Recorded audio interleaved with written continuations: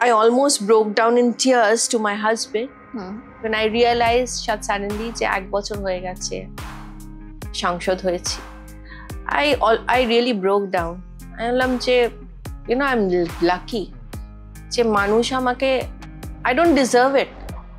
আমি এখনো ভাবি যে I really don't deserve it. এত ভালোবাসা, এত আশীর্বাদ সত্যি কি আমি ডিজার্ভ করি?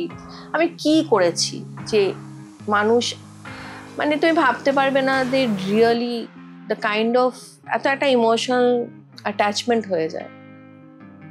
মেদিনীপুর কিন্তু পাশের বাড়ি নয় আমার জন্য, বাট আমি সপ্তাহে সপ্তাহে যাই. অটোমেটিক্যালি আমার যেতে ইচ্ছে করে. এই যে আমার ভাইরাল হয়েছিল বলে আমি ভাইরাল, আমার সর্দি কাশি হয়েছে, আমাদের পঞ্চায়েতের একটা বড় মিটিং ছিল, আমি বললাম যে না যেতে হবে.